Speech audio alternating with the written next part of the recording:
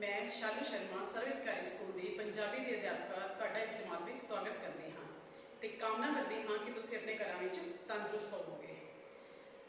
ਅੱਜ ਆਪਾਂ ਜੋ ਪਾਠ ਕਰਨ ਜਾ ਰਹੇ ਹਾਂ ਇਹ 6ਵੀਂ ਦੀ ਤੁਹਾਡੀ ਕਿਤਾਬ ਦੇ ਵਿੱਚ 7ਵਾਂ ਪਾਠ ਹੈ। ਇਸ ਦਾ ਨਾਮ ਹੈ ਗੁਰੂ ਲੱਭ ਗਿਆ। ਗੁਰੂ ਲੱਭ ਗਿਆ मतलब ਇਹ ਸਿੱਖ ਧਰਮ ਦੇ ਨਾਲ ਸੰਬੰਧਿਤ ਹੈ ਪਾਠ। ਸਿੱਖਾਂ ਦੇ ਤੁਸੀਂ ਜਾਣਦੇ ਹੋ 10 ਗੁਰੂ ਮੰਨੇ ਗਏ ਨੇ। ਪਹਿਲੇ ਗੁਰੂ ਸੀ ਜਿਹੜੇ ਗੁਰੂ ਨਾਨਕ ਦੇਵ ਜੀ ਸੀ। ਉਹਦੇ ਤੋਂ ਬਾਅਦ गुरु अंगद देव जी से इस तरह करते करते अंत में गुरु गोबिंद सिंह जी 10वें गुरु मन्ने गए हैं। तो ये पाठ है जरा ये 9वें गुरु गुरु तेग बहादुर जी नाल संबंधित है। गुरु तेग बहादुर जी को आप हिंद की चादर भी कहते हैं। क्यों? क्योंकि उन्होंने हिंदू धर्म की रक्षा के खातर अपनी शहादत दे दी सी, अपनी जिंदगी को कुर्बान कर दिता सी सिर्फ एक हिंदू कश्मीरी पंडितों को बचाने की खातर। इसलिए उन्होंने हिंद की चादर कहा जाता है क्योंकि उन्होंने हिंदुओं को अपनी शहादत के नाल उन्होंने आज़ादी दिलवाई सी औरंगजेब तो मुसलमानों तो। ठीक है, अज आप उन्होंने जीवन के नाल संबंधित एक घटना है, एक मक्खन शाह व्यापारी बारे घटना है जो उन्होंने सच्चा भगत मन्या गया है। जो लोगों को 9वें गुरु की पहचान नहीं सी हो रही उस दौरान उसने अपनी कह लो अपने भगती के कारण 9वें गुरु को जो लभ लिया तो उस नाल संबंधित घटना आप इस पाठ के जरिए पढ़ांगे। इस पाठ का मुख्य उद्देश्य तुहानूं सिख धर्म नाल संबंधित जानकारी देना ते गुरुओं के राह ते चलण वास्ते तुहानूं प्रेरित करते रहना। ठीक है, आओ हम इस पाठ नूं पढ़ते हैं। श्री गुरु तेग बहादुर जी सिखां दे 9वें गुरु होए हैं। जब 8वें गुरु जी ज्योति जोत समाउण दा समां आया, वो कहते हैं कि 9वें गुरु किहड़े सी? गुरु तेग बहादुर जी। ਜਿਹੜੇ 8वें गुरु से 8वें गुरु किहड़े ਮੰਨੇ ਜਾਂਦੇ ਨੇ? श्री गुरु हरकृष्ण जी। ਉਹ ਬਹੁਤ ਛੋਟੀ ਉਮਰ 'ਚ ਗੁਰੂ ਬਣ ਗਏ ਸੀ। ਤਾਂ ਉਸ ਸਮੇਂ ਉਹ ਬਿਮਾਰੀ ਦੀ ਭੂਕੀ ਵਿੱਚ ਸਨ। ਭੂਕੀ मतलब ਉਹ ਜਿਵੇਂ ਆਪਾਂ ਕਹਿੰਦੇ ਨਾ ਬੇਹੋਸ਼ੀ ਦੀ ਹਾਲਤ ਵਿੱਚ ਜਿਵੇਂ ਹੋ ਜਾਂਦੇ ਆ ਜਦੋਂ ਆਪਾਂ ਨੂੰ ਸਮਝ ਨਹੀਂ ਆ ਰਹੀ ਹੁੰਦੀ ਵੀ ਬਾਹਰ ਕੀ ਹੋ ਰਿਹਾ, ਆਪਾਂ ਫਿਰ ਵੀ ਮਨ ਦੇ ਅੰਦਰ ਜਿਵੇਂ ਆਪਾਂ ਨੂੰ ਕੁਝ ਚੀਜ਼ਾਂ ਸਮਝ ਆ ਰਹੀਆਂ ਹੁੰਦੀਆਂ ਨੇ ਪਰ ਆਪਾਂ ਉਹਨਾਂ ਨੂੰ ਸਮਝਾ ਨਹੀਂ ਪਾ ਰਹੇ ਹੁੰਦੇ। ਭੂਕੀ ਵਿੱਚ ਸਨ ਜਾਂ ਇੰਜ ਕਹਿ ਲਓ ਕਿ ਰੱਬੀ ਕੋਤਕ मतलब कोई कारनामा जिवें कोई करामात ਜਦੋਂ ਕਹਿ ਦਿੰਦੇ ਚਮਤਕਾਰ ਜਿਵੇਂ ਕੋਈ ਹੋ ਜਾਂਦਾ ਹੈ ਕੋਤਕ ਵਰਤਿਆ ਤੇ ਉਹਨਾਂ ਦੇ ਮੁਖੋਂ ਸਿਰਫ ਇਹੀ ਨਿਕਲਿਆ ਬਾਬਾ ਬਕਾਲਾ। ਕਹਿੰਦੇ ਜਦੋਂ ਬਿਮਾਰੀ ਦੀ ਹਾਲਤ ਵਿੱਚ ਸੀ ਜਾਂ ਅਰਧ ਬੇਹੋਸ਼ੀ ਜਿਵੇਂ ਥੋੜੀ ਬਹੁਤ ਉਹਨਾਂ ਨੂੰ ਸਮਝ ਆ ਰਹੀ ਸੀ, ਥੋੜੀ ਬਹੁਤ ਆਪਣੀ ਬੇਹੋਸ਼ੀ ਦੀ ਹਾਲਤ ਵਿੱਚ ਸੀ ਤੇ ਉਹਨਾਂ ਦੇ ਮੂੰਹ ਵਿੱਚੋਂ ਰੱਬ ਦੀ ਕਿਰਪਾ ਕਹਿ ਲਓ, ਉਹਨਾਂ ਦੇ ਚਮਤਕਾਰ ਕਹਿ ਲਓ ਵੀ ਉਹਨਾਂ ਦੇ ਮੂੰਹ ਵਿੱਚੋਂ ਸਿਰਫ ਵਰਡ ਨਿਕਲੇ ਬਾਬਾ ਬਕਾਲਾ। ਅਰਥਾਤ मतलब ਭਾਵ ਸਿੱਖ ਸੰਗਤਾਂ ਨੂੰ ਉਹਨਾਂ ਦੇ 9ਵੇਂ ਗੁਰੂ ਦੇ ਦਰਸ਼ਨ ਬਕਾਲੇ ਵਿਖੇ ਹੋਣਗੇ। ਉਦੋਂ ਤੱਕ 8ਵੇਂ ਗੁਰੂ ਹੀ ਮੰਨੇ ਜਾਂਦੇ ਸੀ। 8ਵੇਂ ਗੁਰੂ ਤੋਂ ਬਾਅਦ ਉਹਨਾਂ ਨੂੰ ਲੱਗਿਆ ਵੀ ਹੁਣ ਜਿਹੜੇ 9ਵੇਂ ਗੁਰੂ ਨੇ ਉਹਨਾਂ ਦਾ ਨਾਮ ਉਹਨਾਂ ਦੇ ਮੂੰਹ 'ਚੋਂ ਪੂਰਾ ਨਹੀਂ ਨਿਕਲਿਆ ਜਾਂ ਕਹਿ ਲਓ ਵੀ ਗੁਰੂ ਤੇਗ ਬਹਾਦਰ ਜੀ ਨੇ ਕੋਈ ਆਪਣੀ ਕਰਾਮਾਤ ਦਿਖਾਣੀ ਸੀ ਦੁਨੀਆ ਦੇ ਵਿੱਚ। ਇਸ ਲਈ ਉਹਨਾਂ ਨੇ ਉਹਨਾਂ ਦੇ ਮੂੰਹੋਂ ਸਿਰਫ ਰੱਬੀ ਕੋਤਕ ਕਾਰਨ ਰੱਬੀ ਕਰਾਮਾਤ ਕਰਕੇ ਸਿਰਫ ਬਾਬਾ ਬਕਾਲਾ ਨਾਮ ਨਿਕਲਿਆ ਵੀ ਸਿੱਖ ਸੰਗਤ ਦੇ ਜਿਹੜੇ 9ਵੇਂ ਗੁਰੂ ਨੇ ਉਹਨਾਂ ਨੂੰ ਉਹਨਾਂ ਦੇ ਦਰਸ਼ਨ ਕਿੱਥੇ ਹੋਣਗੇ? ਬਾਬਾ ਬਕਾਲਾ ਵਿਖੇ ਉਹਨਾਂ ਨੂੰ ਉਹਨਾਂ ਦੇ ਦਰਸ਼ਨ ਹੋਣਗੇ। ਆਪਣੇ 9ਵੇਂ ਗੁਰੂ ਉਹਨਾਂ ਨੂੰ ਉੱਥੇ ਹੀ ਮਿਲਣਗੇ।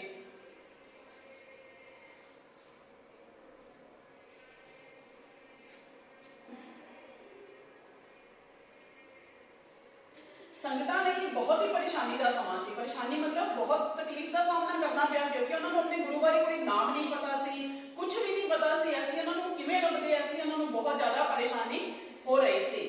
उन्होंने अपने गुरु का नाम तो पता नहीं सी पर वो बकाले विच अपने गुरु की भाल लगातार कर रहे सन। भाल मतलब उन्होंने लभण वास्ते सारे यतन कर रहे सन कि वो बकाले विच अपने गुरु की भाल गुरु नूं किवें लभ सकन। मौके का फायदा चुकण वालियां ने आपको अपनी मंजियां स्थापित कर लिया। मंजियां मतलब गुरु गद्दियां जिवें लगा लेंदे ने। उस टाइम च बहुत सारे गुरु बने हुए थे पर जिन्होंने प्रसिद्धि हासिल की वो अपने सामने जिन्होंने सारे करामात कोतक करके आपको दिखाए वो 10 गुरुओं बारे पर बहुत चंगी तरह जानते हैं सारे।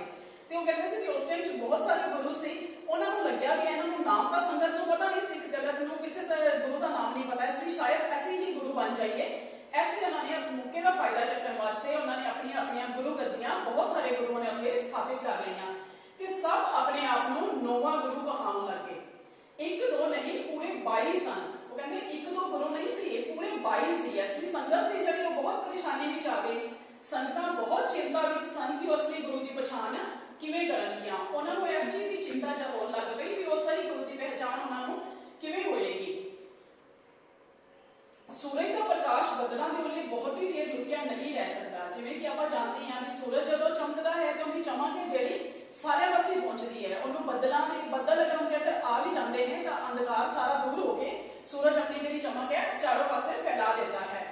उसका प्रकाश ਪ੍ਰਕਾਸ਼ ਪ੍ਰਕਿਰਤੀ ਦੇ ਹਰ ਕੋਨੇ ਤੇ ਪੁੱਜੀ ਜਾਂਦਾ ਹੈ। ਕੁਦਰਤ ਦੇ ਹਰ ਇੱਕ ਵਾਤਾਵਰਣ ਦੇ ਵਿੱਚ ਹਰ ਇੱਕ ਜਗ੍ਹਾ ਤੇ ਆਪਾਂ ਨੂੰ ਸੂਰਜ ਦੀ ਚਮਕ ਹੈ ਜਿਹੜੀ ਦਿਖਾਈ ਦੇ ਜਾਂਦੀ ਹੈ। ਉਸੇ ਤਰ੍ਹਾਂ ਗੁਰੂ ਜੀ ਨੇ ਵੀ ਆਪਣਾ ਜਿਹੜਾ ਹੈ ਕਿਰਪਾ ਹੈ ਜਾਂ ਆਪਣਾ ਜੋ ਨਾਮ ਬਣਾਉਣ ਵਾਸਤੇ, ਆਪਣੇ ਆਪ ਨੂੰ ਲੋਕਾਂ ਦੇ ਸਾਹਮਣੇ ਲਿਆਉਣ ਵਾਸਤੇ ਉਹਨਾਂ ਨੇ ਵੀ ਆਪਣਾ ਪ੍ਰਕਾਸ਼ ਕਿਸੇ ਨਾ ਕਿਸੇ ਤਰੀਕੇ ਦੇ ਨਾਲ ਚਾਰੋਂ ਪਾਸੇ ਫੈਲਾਣਾ ਸ਼ੁਰੂ ਕਰ ਦਿੱਤਾ।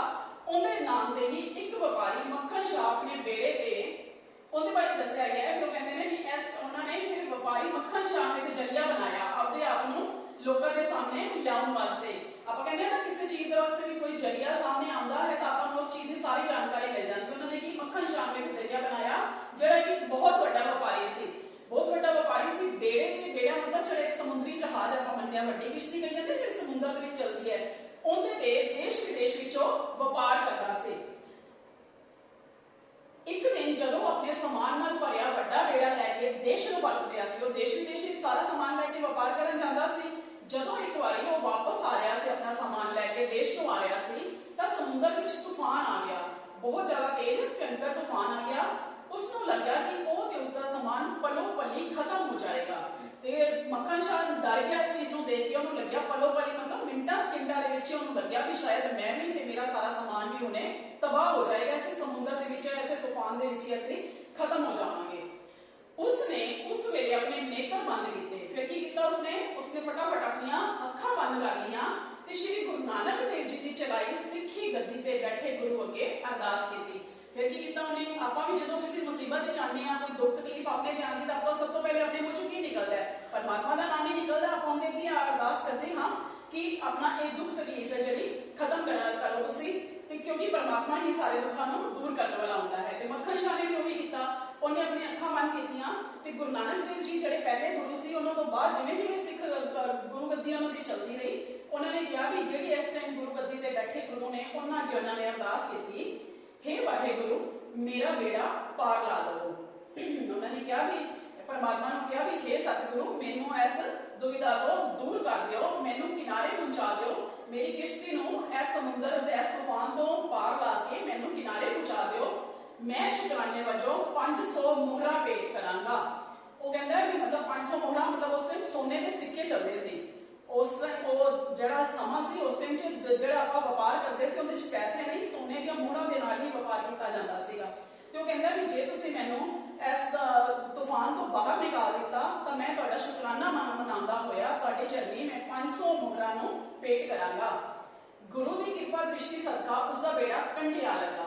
ਫਿਰ ਕੀ ਹੋਇਆ? ਫਿਰ ਪਰਮਾਤਮਾ ਦੀ ਉਹਦੇ ਤੇ ਮਿਹਰ ਹੋਈ ਜਿਹਦੇ ਕਰਕੇ ਉਹ ਸਹੀ ਸਲਾਮਤ ਉਸ ਬੇੜੇ ਤੋਂ ਬਾਹਰ ਆ ਗਿਆ। ਉਹ ਬੇੜਾ ਹੁੰਦਾ ਜਿਹੜਾ ਹੈ ਕੰਢੇ ਦੇ ਕਿਨਾਰੇ ਤੇ ਆ ਕੇ ਲੱਗ ਗਿਆ।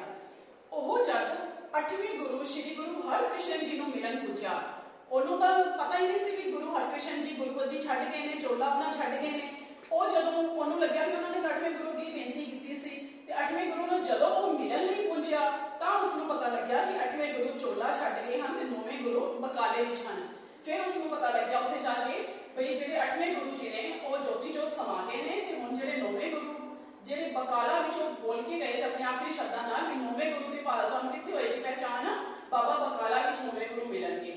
ਤੇ ਉਹ ਉਹਦੇ ਤੋਂ ਬਾਅਦ ਮੱਖਣ ਸ਼ਾਹ ਲੁਬਾਣਾ ਬਕਾਲੇ ਪੁੱਜਿਆ। ਫਿਰ ਮੱਖਣ ਸ਼ਾਹ ਕੀ ਸੀ? 9ਵੇਂ ਗੁਰੂ ਦੀ ਭਾਲ ਕਰਨ ਵਾਸਤੇ ਬਕਾਲੇ ਹੀ ਪੁੱਜ ਗਿਆ ਤੇ ਵੱਖੋ ਵੱਖਰੇ ਭੇਸਾਂ ਵਿੱਚ 22 ਮੰਜੀਆਂ ਨੂੰ ਵੇਖ ਕੇ ਹੈਰਾਨ ਹੋ ਗਿਆ। ਤੇ ਉਹ ਦੇਖਦਾ ਉੱਥੇ ਵੀ ਉੱਥੇ ਇੰਨੇ ਸਾਰੇ ਗੁਰੂ ਬਣੇ ਹੋਏ ਨੇ ਤੇ ਉਹਨੂੰ ਵੀ ਚਿੰਤਾ ਹੋ ਜਾਂਦੀ ਵੀ ਉਹ ਸਹੀ ਗੁਰੂ ਦੀ ਪਹਿਚਾਨ ਕਿਵੇਂ ਕਰੇਗਾ। ਉਹਨੇ ਵੀ 22 ਮੰਜੀਆਂ ਮਤਲਬ 22 ਗੁਰੂ ਗੱਦੀਆਂ ਤੇ ਬੈਠੇ ਮਾਲਕਾਂ ਨੂੰ ਦੇਖਿਆ ਤੇ ਹੈਰਾਨ ਹੋ ਗਿਆ। ਹਰ ਮਸੰਦ ਦੇ ਚੇਲੇ ਦਾਵਾ ਕਰ ਰਹੇ ਸਨ। ਹਰ ਗੁਰੂ ਦੇ ਜਿਹੜੇ ਸ਼ਿਸ਼ ਸੀ, ਮਸੰਦ ਮਤਲਬ ਗੁਰੂ ਜਿਹੜਾ ਮੰਨਿਆ ਜਾਂਦਾ ਸੀ ਉਸ ਟਾਈਮ 'ਚ ਗੁਰੂ ਗੱਦੀ ਤੇ ਜਿਹੜਾ ਬੈਠਾ ਹੁੰਦਾ ਸੀ ਉਹਨੂੰ ਮਸੰਦ ਕਹਿੰਦੇ ਸੀ। ਉਹ ਕਹਿੰਦੇ ਨੇ ਹਰ ਮਸੰਦ ਦੇ ਚੇਲੇ ਦਾਵਾ ਕਰ ਰਹੇ ਸਨ ਕਿ ਉਹਨਾਂ ਦਾ ਗੁਰੂ ਹੀ ਅਸਲੀ ਗੁਰੂ ਹੈ।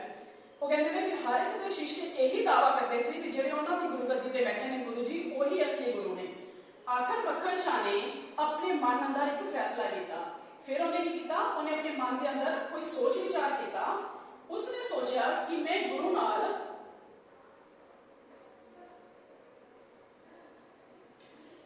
500 ਮੋਹਰਾਂ ਦਾ ਵਾਅਦਾ ਕੀਤਾ ਹੈ। ਉਹਨੇ ਕੀ ਕੀਤਾ ਸੀ? ਉਹਨੇ ਜਦੋਂ ਆਪਣਾ ਜਦੋਂ ਦਾ ਬੇੜਾ ਡੁੱਬਣ ਵਾਲਾ ਸੀ ਉਹਨੇ ਅਰਦਾਸ ਕੀਤੀ ਸੀ ਨਾ ਵੀ ਮੈਨੂੰ ਸਹੀ ਸਲਾਮਤ ਘਰ ਪਹੁੰਚਾ ਦਿਓ ਤਾਂ ਮੈਂ 500 ਮੋਹਰਾਂ ਦਾ ਮੱਥਾ ਟੇਕਾਂਗਾ।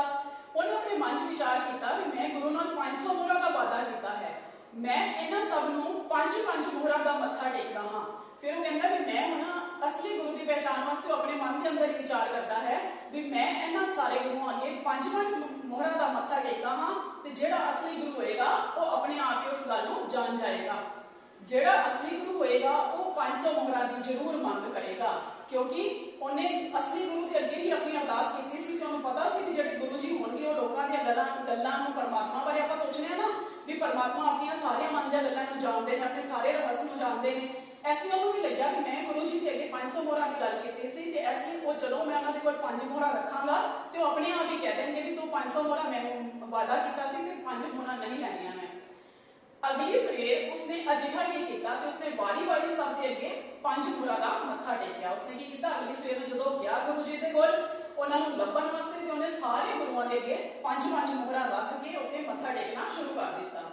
पर किसी ने भी उसको 500 मोहरां ना मंगियां। वो कहंदा सारे गुरु जा मतलब अगे हो ही जांदा सी, वो सारे गुरु हमें निकली जांदे सी, पर किसी ने भी 500 मोहरां मंगिया ही नहीं। वो उदास सी, वो चिंता च आ गया कि इन्हां विचों वाकई च कोई असली गुरु नहीं है। पर गुरु नूं पालन दी उसकी तलाश जारी रही। वो फिर भी कहंदे उस गुरु नूं, अपने सही गुरु नूं, असली गुरु नूं लभण लई उन्हें अपनी कोशिश जारी रखी। उसने होर संतां ते भगतां बारे पता कीता। उन्हें जिहड़े देखो उत्थे बैठे जिहड़े 22 गुरु से उन्हें सारे अगे मत्था टेकिया, पर किसी ने भी उन्हें तो 500 मोहरां नहीं मंगियां। इसलिए वो चिंता विच आके उन्हें होर गुरुआं बारे, होर संतां बारे जानने की कोशिश कर ली। तो उसको जानकारी मिली कि एक होर संत भोरे विच हमेशा भगती विच लीन रहते हैं। वो कहते हैं कि फिर उन्हें पता लग्या कि एक होर गुरु ने जिहड़े कि हर समय ही भगती दे विच लीन रहते हैं। हर समय ही वो सिर्फ अपने मतलब लीन रहना मतलब है मस्त रहते हैं, हर समय परमात्मा का नाम ही जपते रहते हैं। अपने स्थान तो बाहर बहुत घट आते हैं, जिथे वो गुरुगत जिथे वो मतलब भगती कर रहे हैं उत्थों दी बहुत घट ही उठते हैं, सारा समय ही भगती विच बिता देते हैं। मक्खन शाह के मन में आस की किरण फुटी। आस मतलब उन्होंने एक उम्मीद जागी भी शायद यही मेरे असली गुरु होण। वो भोरे विच पुज्या, वो उस जगह ते पुज्या जिथे गुरु जी बैठे से अपनी भगती विच लीन सन। भगती विच लीन गुरु साहिब अगे 5 मोहरां रख के मत्था टेकिया। फिर उन्हें की किया, उन्हें बाकी गुरुओं तरह उन्होंने अगे भी 5 मोहरां रखियां कि उन्हें अपना मत्था टेकन लग गया। श्री गुरु तेग बहादुर जी ने नेत्र खोले ते मुस्कुरा के कहा। वो कौन सी जिन्होंने अगे उन्हें मत्था टेकिया सी? गुरु तेग बहादुर जी से। उन्होंने जो उन्हें वेख्या उन्होंने भी इन्हें 5 मोहरां का मत्था टेकिया, उन्होंने अपनी अखां खोलियां ते हस के बोले उन्होंने 500 मोहरां का वचन करके 5 मोहरां ही रखी जाते हो। फिर उन्हें की कहा भी मक्खन शाह ने उन्होंने संबोधन करते हुए कहा भी तुसीं मैनूं 500 मोहरां टेकन का वादा कीता सी ते हुण तुसीं देख लो, हुण तुसीं 5 मोहरां ही सिर्फ रख दित्तियां मेरे अगे। ये सुन के मक्खन शाह बहुत खुश हो गया। मक्खन शाह क्यों खुश हो गया? क्योंकि उन्हें पता लग गया कि हुण उसने असली गुरु मिल गए हैं, जिन्हां दे नाल उन्हें वादा कीता सी 500 मोहरां दा। उन्होंने अपने आप ही उन्हें तो 500 मोहरां मांग लियां। इहदा मतलब उन्होंने नौवें गुरु की पहचान आ गई। उसको चाह चढ़ गया, वो बहुत ही खुश हो गया। गुरु नूं मत्था टेक के वह बाहर लोकां विच आया ते वह कोठे चढ़ के उसने रोला पा दिता। कहते गुरु जी नूं मत्था टेकन तो बाद वह बाहर भज के आया ते ऊपर चढ़ के उन्हें वड्डी जगह ते चढ़ गया तो उत्थे उन्हें बोलिया गुरु लाधोरे, गुरु लाधोरे। इहदा की भाव है? अर्थात असली गुरु लभ गया। बाहर आके उन्हें शोर मचा दिता, गुरु लाधोरे, गुरु लाधोरे। मतलब की होया भी उन्होंने असली गुरु लभ गया है। संगतां इकट्ठियां होईयां ते मक्खन शाह नाल बीती घटना सुन के सब नूं यकीन हो गया। जदों संगतां सारियां इकट्ठियां होईयां तो उन्होंने लग्या, उन्होंने पूछा कि तैनूं किवें पता लग्या भी ये गुरु जी असली गुरु ही ने? तो मक्खन शाह ने अपने 500 मोहरां वाली सारी घटना उन्होंने सुना दी भी 5 मोहरां मैं हर एक के अगे टेकियां, पर उन्होंने अपने आप ही जदों उन्होंने 500 मोहरां मंग लियां तो उन्होंने सारियां नूं ही यकीन हो गया, सारियां नूं विश्वास हो गया कि यही असली गुरु ने, कि सब कुछ जानने वाले ये 9वें गुरु श्री गुरु तेग बहादुर जी ही हैं। वो कहते मतलब जो उन्होंने सारियां नूं यकीन हो गया भी जदों उन्होंने लग्या भी उन्होंने मोहरां उन्होंने कोलों सारियां उही मंग लियां ने, तां ही उन्होंने लग्या भी ये सारे जड़े ने ये असली ही गुरु ने। वो कहते उन्होंने लग्या सारियां नूं फिर उहदे तो बाद समझ आ गई भी उन्होंने असली गुरु ने।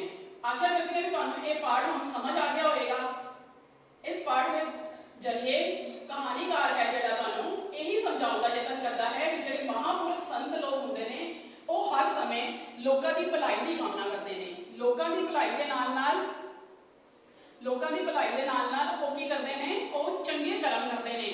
इसलिए सानू भी उन्होंने चंगे कर्मां के नाल चंगे गुण अपनाने चाहिए हैं ते उन्हां दे दसे राह ते ही सानू चलना चाहिए है। चलो आपां हुण इस लैसन दे शब्द अर्थ करते हैं।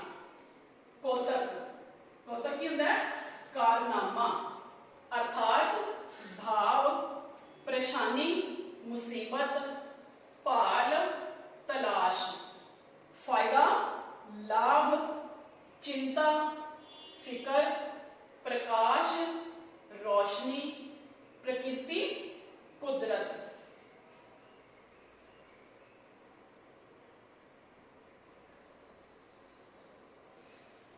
बेड़ा ਵੱਡੀ किश्ती ਜਿਹੜੀ ਸਮੁੰਦਰ ਦੇ ਵਿੱਚ ਚਲਦੀ ਹੈ ਨਾ, ਵੱਡੇ ਸਮੁੰਦਰੀ ਜਹਾਜ਼ ਜਿਹਨਾਂ ਨੂੰ ਕਿਹਾ ਜਾਂਦਾ ਹੈ।